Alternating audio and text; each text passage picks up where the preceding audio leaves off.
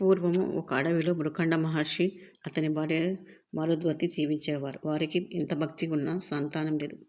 ఇద్దరూ ప్రతిరోజు పరమశివుణ్ణి ప్రార్థిస్తూ కఠిన తపస్సు చేశారు. అప్పుడు ఈశ్వరుడు ప్రత్యక్షమై, మీకు 2 వరాలు ఇస్తాను. దీర్ఘాయుష్షు గల కొడుకు కావాలా, దీర్ఘాయుష్షు గల మూర్ఖుడు గల కొడుకు కావాలా, లేక స్వల్పాయుష్షు గల మహాజ్ఞాని కావాలా అని మృతుడిని కోరాడు. మహర్షి జ్ఞానిపుత్రుడే.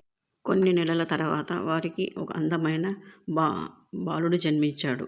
అతనికి మార్కండేయుడని పేరు పెట్టాడు. అతను చిన్నప్పటి నుంచి శివభక్తుడిగా పెరిగాడు. అతడు ప్రతిరోజు శివలింగానికి పూలు సమర్పించి పూజలు చేసేవాడు. ఓం నమః శివాయ అనే మంత్రాన్ని జపించేవాడు. కాలం గడిచే కొద్దీ పిల్లవాడు ఎంతో అందంగా ముద్దుగా తయారయ్యాడు. రాను రాను పెద్దగా అవుతా ఉంటే తల్లిదండ్రులలో భయం పుట్టుకుంది.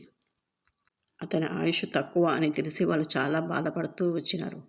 పిల్లవాడు చూసి మురిసిపోయి ఇది ఎక్కువ కాలం ఉండదే అని చాలా బాధపడుతూ ఉంటారు.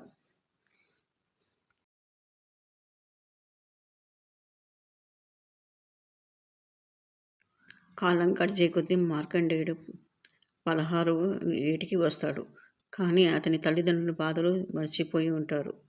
ఎందుకంటే అతనికి ఆయుష్ 16 ఏళ్ల వరకే ఉంటుంది. ఒక రోజున మార్కండేయుడు కారణం అడుగుతాడు. ఎందుకు విలపిస్తున్నారు అంటే నీకు ఆయుష్ తక్కువ అని చెప్తారు. అప్పుడు వారు సరే అంటారు. నన్ను రక్షించేది నా శివుడే అని చెప్తాడు. మార్కండేయుడు శివలింగానికి పూజ చేస్తూ ఉంటాడు. అప్పుడు యముడు వస్తాడు. అది చూసి భయపడి ఆ పిల్లవాడు శివలింగాన్ని గట్టిగా హత్తుకొని కూర్చుంటాడు. ఆ యమధర్మరాజు పాశాన్ని ఆ పిల్లవాడి మీదకి వేస్తాడు. అది ఈశ్వరునికి తగులుతుంది. శివుడు కోపంతో శివలింగం నుంచి బయటికి వచ్చి యమధర్మరాజుని చితకబాదుతాడు.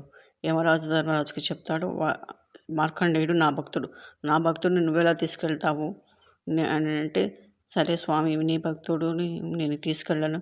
మరి అతని ఆయుష్ క్షీణమైందంటే, నా భక్తులకు ఆయుష్ క్షీణం ఉండదు, ఎంతో నన్ను భక్తిగా ప్రార్థించాడు అని నువ్వు వెళ్ళిపో అంటాడు. శివుడు ఆ పిల్లవాడిని ఆశీర్వదిస్తాడు. ఆ పిల్లవాడిని చిరంజీవిగా నువ్వు నిండా నూరేళ్ళు బ్రతుకుతావు అని అంటాడు. ఆ పిల్లోడు నామస్మరణ చేస్తూ జీవితాన్ని గడిపేస్తాడు. దేవుని అనుగ్రహం ఉంటే మనము అన్నిని జయించగలం. ఇదే ఈ మార్కండేయుని కథ.